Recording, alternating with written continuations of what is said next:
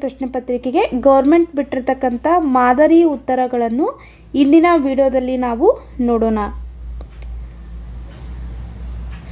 ನೋಡಿ, ಈ ವಿಡಿಯೋದಲ್ಲಿ ನಾವು ಭಾಗ ಎ ಭೌತ ವಿಜ್ಞಾನದ ಮಾದರಿ ಪ್ರಶ್ನೋತ್ತರಗಳನ್ನು ನೋಡೋಣ.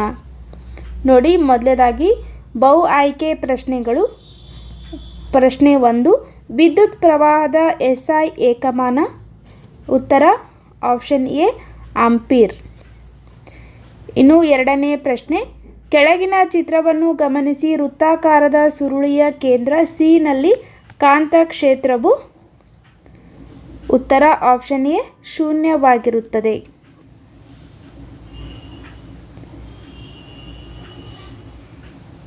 ಇನ್ನು ನೆಕ್ಸ್ಟ್ ನೋಡಿ, ಕೆಳಗಿನ ಪ್ರಶ್ನೆಗಳಿಗೆ ಉತ್ತರಿಸಿ. 1 ಅಂಕದ ಪ್ರಶ್ನೆ, 2 ಪ್ರಶ್ನೆಗಳಿವೆ. ನೋಡಿ, 3ನೇ ಪ್ರಶ್ನೆ, ವಾಹನದ ಹಿನ್ನೋಟ ದರ್ಪಣವಾಗಿ ಯಾವ ದರ್ಪಣವನ್ನು ಬಳಸುತ್ತಾರೆ? ಉತ್ತರ ಪೀನ ದರ್ಪಣ. ಇನ್ನು 4ನೇ ಪ್ರಶ್ನೆ, ಗೃಹ ವಿದ್ಯುತ್ ಮಂಡಲದಲ್ಲಿ ಓವರ್ಲೋಡ್ ತಡೆಯಲು ಯಾವುದಾದರೂ 2 ಸಲಹೆಗಳನ್ನು ಪಟ್ಟಿ ಮಾಡಿ. ಉತ್ತರ, ವಿದ್ಯುತ್ ಮಂಡಲದಲ್ಲಿನ ಸಜೀವ ಮತ್ತು ತಟಸ್ಥ ತಂತಿಗಳು ನೇರ ಸಂಪರ್ಕಕ್ಕೆ ಬರಬಾರದು. ತಂತಿಗಳ ಮೇಲಿನ ಅವಾಹಕ ಹೊದಿಕೆಗೆ ಹಾನಿಯಾಗಬಾರದು. ಇನ್ನು ವಿದ್ಯುತ್ ಉಪಕರಣಗಳಲ್ಲಿ ದೋಷವಿರಬಾರದು. ಹಲವು ಉಪಕರಣಗಳನ್ನು ಒಂದೇ ಸಾಕೆಟ್ಗೆ ಜೋಡಿಸಬಾರದು. ಇನ್ನು ವಿದ್ಯುತ್ ಮಂಡಲದಲ್ಲಿ ಸೂಕ್ತ ದರದ ಫ್ಯೂಸ್ ಬಳಸುವುದು. ಇದರಲ್ಲಿ ಯಾವುದಾದ್ರೂ 2 ಬರೆದ್ರೆ ನಿಮಗೆ 1 ಅಂಕ ಬರುತ್ತೆ. ಪ್ರತಿಯೊಂದು ಅಂಶಕ್ಕೆ ಅರ್ಧ ಅರ್ಧ ಅಂಕ ಇರುತ್ತೆ. ಇನ್ನು ನೆಕ್ಸ್ಟ್ ನೋಡಿ, ಕೆಳಗಿನ ಪ್ರಶ್ನೆಗಳಿಗೆ ಉತ್ತರಿಸಿ. 3x2 ಅಂದರೆ 3 ಪ್ರಶ್ನೆ 2 ಅಂಕದ್ದು ಪ್ರಶ್ನೆಗಳಾಗಿರುತ್ತವೆ. ಇನ್ನು 5ನೇ ಪ್ರಶ್ನೆ, ಸರಳ ವಿದ್ಯುತ್ ಮಂಡಲದ ಚಿತ್ರವನ್ನು ಬರೆಯಿರಿ. ಆಮಿಮೀಟರ್ ಮತ್ತು ವೋಲ್ಟ್ ಮೀಟರ್ಗಳನ್ನು ಗುರುತಿಸಿ. ಉತ್ತರ, ಇದು ನೋಡಿ ಸರಳ ವಿದ್ಯುತ್ ಮಂಡಲದ ಚಿತ್ರ. ಇಲ್ಲಿ ವೋಲ್ಟ್ ಮೀಟರ್, ವಿ, ಆಮಿಟರ್ ಈ ರೀತಿ ಭಾಗಗಳನ್ನು ಗುರುತಿಸಬೇಕು. ನೋಡಿ, ಚಿತ್ರಕ್ಕೆ 1 ಅಂಕ, ಭಾಗಗಳಿಗೆ ಪ್ರತಿಯೊಂದು ಭಾಗಕ್ಕೆ ಅರ್ಧ ಅರ್ಧ ಅಂಕ, ಒಟ್ಟು 1 ಅಂಕ, 2 ಸೇರಿ 2 ಅಂಕದ ಪ್ರಶ್ನೆ. ಬರೀ ನೀವು ಚಿತ್ರ ಅಷ್ಟೇ ತೆಗೆದುಬಿಟ್ರೆ ಅದಕ್ಕೆ 1 ಮಾರ್ಕ್ಸ್ ಕೊಡ್ತಾರೆ. ಭಾಗಗಳನ್ನು ಗುರುತಿಸಿದರೆ ಪೂರ್ಣ ಅಂಕಗಳು ಬರುತ್ತವೆ. ಇನ್ನು 6ನೇ ಪ್ರಶ್ನೆ ನೋಡಿ, ಒಂದು ವಿದ್ಯುತ್ ಮೋಟಾರ್ 220 ವೋಲ್ಟ್ ಮೀಟರ್ ಆಕಾರದಿಂದ 10 ಆಮೀಟರ್ ವಿದ್ಯುತ್ ಪ್ರವಾಹವನ್ನು ಪಡೆಯುತ್ತದೆ. ಮೋಟಾರಿನ ಸಾಮರ್ಥ್ಯವನ್ನು ಕಂಡುಹಿಡಿಯಿರಿ. ಉತ್ತರ, V = 220 volt meter, A = 10 ammeter. ಇಲ್ಲಿ ಸೂತ್ರವನ್ನು ಬಳಸಬೇಕು. P = VI. P ಇಲ್ಲಿ V ಎಷ್ಟಿದೆ, ವೋಲ್ಟ್ ಮೀಟರ್ ಎಷ್ಟಿದೆ, 220 ಇಂಟು 10. P = 220 into 10, 2200 watt.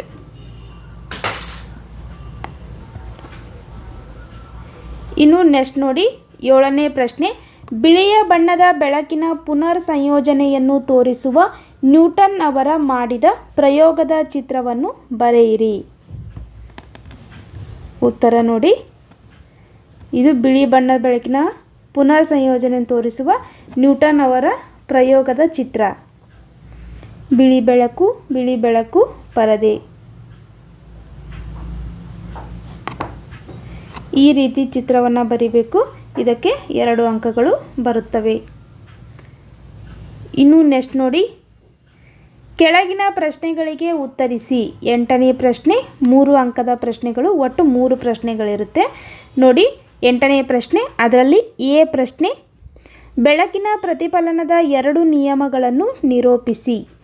ನೋಡಿ, ಎ ಪ್ರಶ್ನೆಗೆ ಉತ್ತರ, 1ನೇ ನಿಯಮ, ಪತನ ಕೋನವು ಪ್ರತಿಫಲನದ ಕೋನಕ್ಕೆ ಸಮನಾಗಿರುತ್ತದೆ.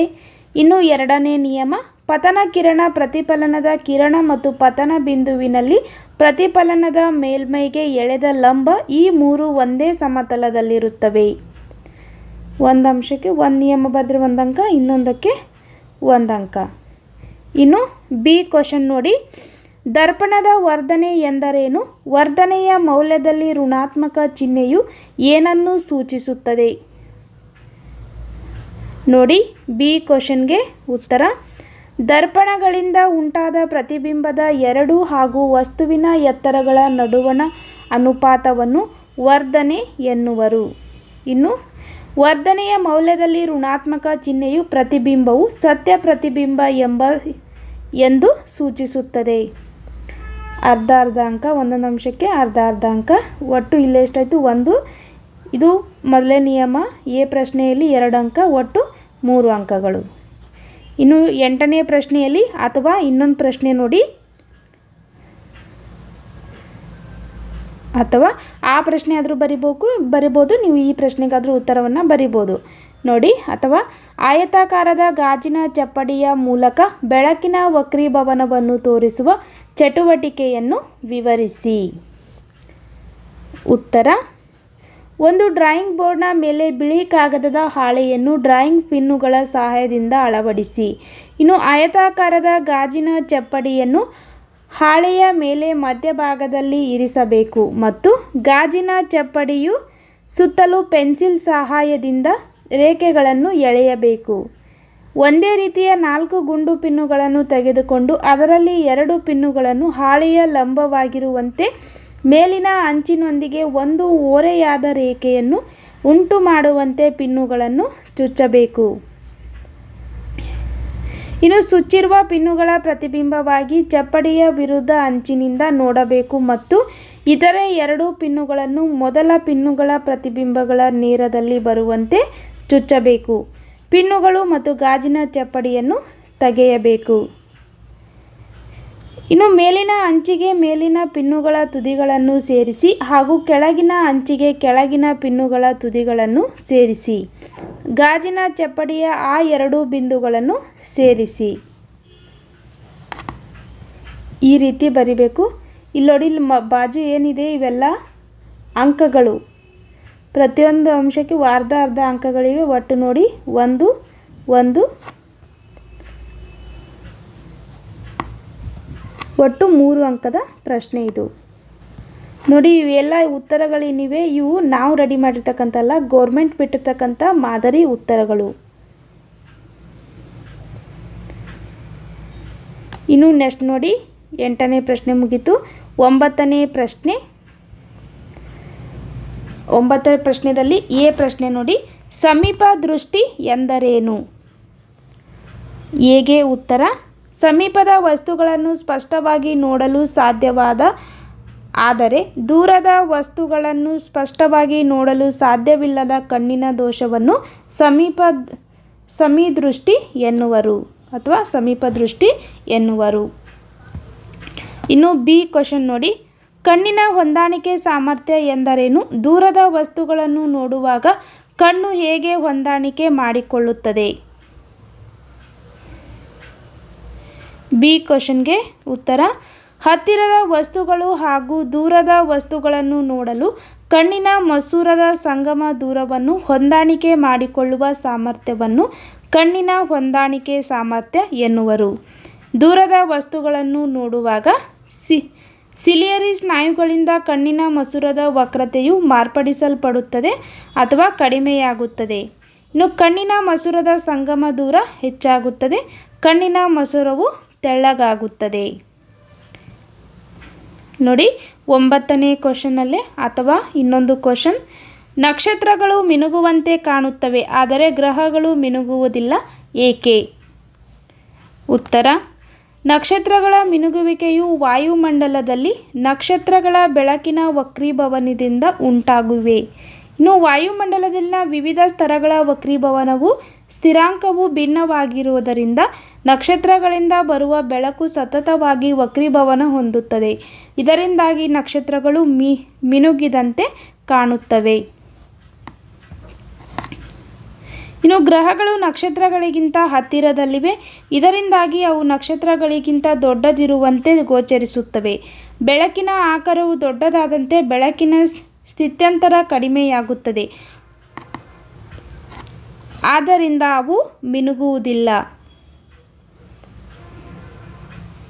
ಇನ್ನು ನೆಕ್ಸ್ಟ್ ನೋಡಿ 10ನೇ ಪ್ರಶ್ನೆ ಸೊಲೆನಾಯ್ಡ್. ಅದರಲ್ಲಿ ಎ ಪ್ರಶ್ನೆ ಸೊಲೆನಾಯ್ಡ್ ಎಂದರೇನು? ನೋಡಿ ಎ ಪ್ರಶ್ನೆಗೆ ಉತ್ತರ ಅವಾಹಕ ಹೊದಿಕೆ ಇರುವ ತಾಮ್ರದ ತಂತಿಯ ಅನೇಕ ಸುತ್ತುಗಳನ್ನು ಒತ್ತೊತ್ತಾಗಿ ಹೊಂದಿರುವ ಸಿಲಿಂಡರ್ ಆಕಾರವನ್ನು ಏನಂತ ಕರೀತಾರೆ? ಸೊಲೆನಾಯ್ಡ್ ಎನ್ನುವರು. ಇನ್ನು ಬಿ ಕ್ವಶನ್ ನೋಡಿ ಫ್ಲೆಮಿಂಗ್ನ ಎಡಗೈ ನಿಯಮವನ್ನು ನಿರೂಪಿಸಿ. ಬಿಗೆ ಉತ್ತರ ಎಡಗೈನ ಹೆಬ್ಬೆರಳು, ತೋರು ಬೆರಳು ಮತ್ತು ಮಧ್ಯದ ಬೆರಳುಗಳನ್ನು ಪರಸ್ಪರ ಲಂಬವಾಗಿರುವಂತೆ ಹಿಡಿದುಕೊಂಡಾಗ ತೋರು ಬೆರಳು ಕಾಂತಕ್ಷೇತ್ರದ ದಿಕ್ಕನ್ನು, ಮಧ್ಯದ ಬೆರಳು ವಿದ್ಯುತ್ ಪ್ರವಾಹದ ದಿಕ್ಕನ್ನು ಹಾಗೂ ಹೆಬ್ಬೆರಳು ವಾಹಕದ ಮೇಲೆ ವರ್ತಿಸುವ ಚಲನೆಯ ಅಥವಾ ಬಲದ ದಿಕ್ಕನ್ನು ಸೂಚಿಸುತ್ತದೆ. ಇದು ಫ್ಲೆಮಿಂಗ್ನ ಎಡಗೈ ನಿಯಮ. ಇನ್ನು ನೆಕ್ಸ್ಟ್ ನೋಡಿ 10ನೇದಲ್ಲಿ ಸಿ ಕ್ವಶನ್ ನಮ್ಮ ದೇಶದಲ್ಲಿ ಗೃಹ ವಿದ್ಯುತ್ ಮಂಡಲದ ಸಜೀವ ತಂತಿ ಮತ್ತು ತಟಸ್ಥ ತಂತಿಗಳ ನಡುವಣ ವಿಭವಾಂತರ ಎಷ್ಟು?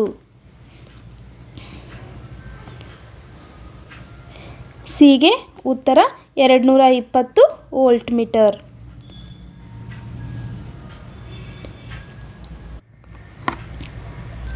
ಇನ್ನು ನೆಕ್ಸ್ಟ್ ನೋಡಿ ಕೆಳಗಿನ ಪ್ರಶ್ನೆಗಳಿಗೆ ಉತ್ತರಿಸಿ.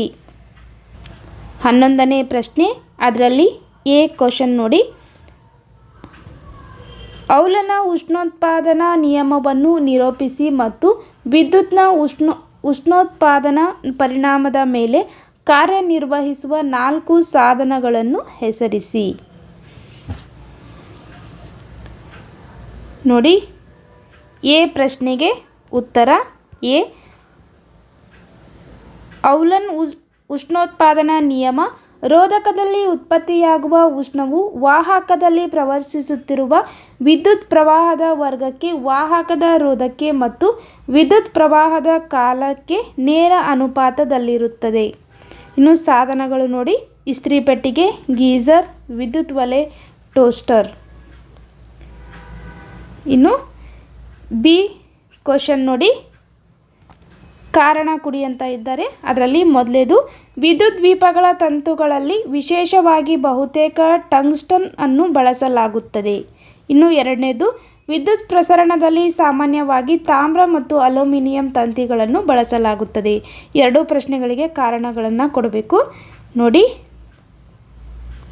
ಬಿ ಕ್ವಶನ್ಗೆ ಉತ್ತರ ಮೊದಲೇದು ಟಂಗ್ಸ್ಟನ್ ಹೆಚ್ಚು ರೋಧಶೀಲತೆ ಮತ್ತು ಕರಗುವ ಬಿಂದುವನ್ನು ಹೊಂದಿದೆ. ಇನ್ನು ಎರಡನೇದು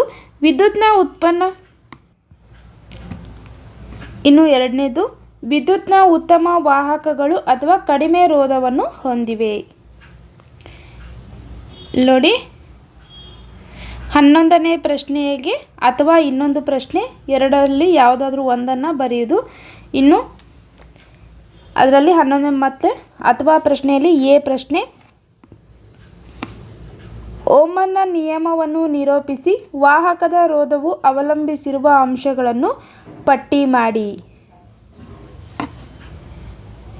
ನೋಡಿ ಉತ್ತರ ಎ ಪ್ರಶ್ನೆಗೆ ಸ್ಥಿರ ತಾಪದಲ್ಲಿ ವಾಹಕ ತಂತಿಯ ತುದಿಗಳ ನಡುವಿನ ವಿಭವಾಂತರವು ಅದರ ಮೂಲಕ ಹರಿಯುವ ವಿದ್ಯುತ್ ಪ್ರವಾಹಕ್ಕೆ ನೇರ ಅನುಪಾತದಲ್ಲಿರುತ್ತದೆ.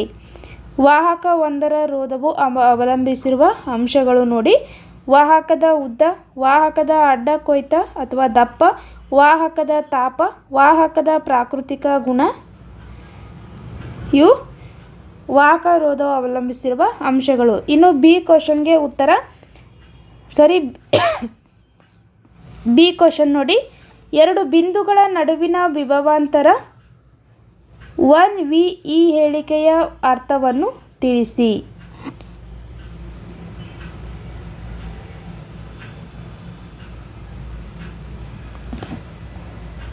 ಉತ್ತರ ನೋಡಿ ಬಿ ಕ್ವಶನ್ಗೆ ವಾಹಕದ ತುದಿಗಳ ನಡುವೆ ಒಂದು ಕೂಲಂಬ್ ಆವೇಶವನ್ನು ಒಂದು ಬಿಂದುವಿನಿಂದ ಇನ್ನೊಂದು ಬಿಂದುವಿಗೆ ತರುವಲ್ಲಿ ನಡೆದ ಕೆಲಸ 1 ಔಲ್ ಎಂದರ್ಥ. ಇನ್ನು ನೆಕ್ಸ್ಟ್ ನೋಡಿ 12ನೇ ಪ್ರಶ್ನೆ ಅದರಲ್ಲಿ ಎ ಪ್ರಶ್ನೆ ಒಂದು ವಸ್ತುವನ್ನು 20 ಸೆಂಟಿಮೀಟರ್ ಸಂಗಮ ದೂರವಿರುವ ಪಿನ ಮಸೂರದ ಪ್ರಧಾನ ಅಕ್ಷದ ಮೇಲೆ ಲಂಬವಾಗಿ ಇರಿಸಲಾಗಿದೆ. ಪ್ರತಿಬಿಂಬದ ಸ್ಥಾನವು 60 ಸೆಂಟಿಮೀಟರ್ ಆಗಲು ವಸ್ತುವನ್ನು ಮಸೂರದಿಂದ ಎಷ್ಟು ದೂರದಲ್ಲಿ ಇರಿಸಬೇಕು?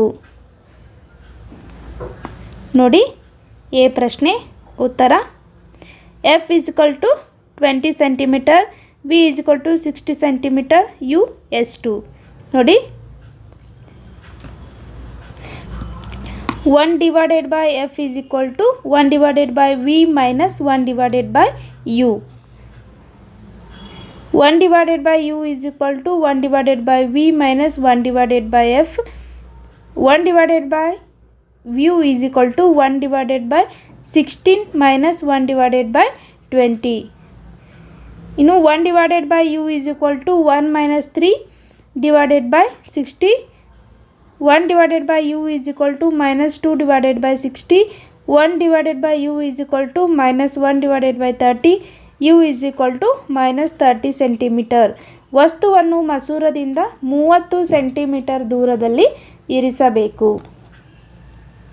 ಎ ಪ್ರಶ್ನೆಗೆ ಉತ್ತರ ನೋಡಿದ್ದಾಯಿತು. ಇನ್ನು ಬಿ ಪ್ರಶ್ನೆಗೆ ಉತ್ತರವನ್ನು ನೋಡಿ. ಬಿ ಪ್ರಶ್ನೆ ನೋಡಿ, ಒಂದು ಮಸೂರದ ವಸ್ತು ದೂರ ಮತ್ತು ಪ್ರತಿಬಿಂಬದ ದೂರಗಳು ಕ್ರಮವಾಗಿ -30 ಸೆಂಟಿಮೀಟರ್ ಮತ್ತು -10 ಸೆಂಟಿಮೀಟರ್ ಆಗಿದೆ. ಬಳಸಲಾಗಿರುವ ಮಸೂರದ ವಿಧ ಮತ್ತು ಪ್ರತಿಬಿಂಬದ ಸ್ವಭಾವವನ್ನು ನಿರ್ಧರಿಸಿ. ನೋಡಿ, ಬಿ ಕ್ವಶನ್ಗೆ ಉತ್ತರ ಮಸೂರದ ವಿಧ ನಿಮ್ನ ಮಸೂರು. ಪ್ರತಿಬಿಂಬದ ಸ್ವಭಾವ ಯಾವುದಂದರೆ ಮಿಥ್ಯ ಮತ್ತು ನೇರ. ನೋಡಿ, ಇಲ್ಲಿಗೆ ವಿಜ್ಞಾನ ಮಾದರಿ ಪ್ರಶ್ನೆ ಪತ್ರಿಕೆ 2 ಅದರಲ್ಲಿ ಬರ್ತಕ್ಕಂಥ ಭಾಗ ಎ ಭೌತ ವಿಜ್ಞಾನದ ಮಾದರಿ ಪ್ರಶ್ನೋತ್ತರಗಳು ಮುಗಿದವು. ಇನ್ನು ಮುಂದಿನ ವಿಡಿಯೋಗಳಿಗಾಗಿ ನಮ್ಮ ಚಾನಲನ್ನು ಸಬ್ಸ್ಕ್ರೈಬ್ ಮಾಡಿ. ಹಾಗೆ ಈ ಮಾದರಿ ಪ್ರಶ್ನೆ ಎರಡನೇ ಮಾದರಿ ಪ್ರಶ್ನೆ ಪತ್ರಿಕೆಯ ಮುಂದಿನ ಭಾಗದ ಪ್ರಶ್ನೋತ್ತರಗಳನ್ನು ಮುಂದಿನ ವಿಡಿಯೋದಲ್ಲಿ ಹಾಕ್ತೀನಿ ಅಂತ ಹೇಳ್ತಾ ವಿಡಿಯೋ ನೋಡಿದ್ದಕ್ಕಾಗಿ ಧನ್ಯವಾದಗಳು.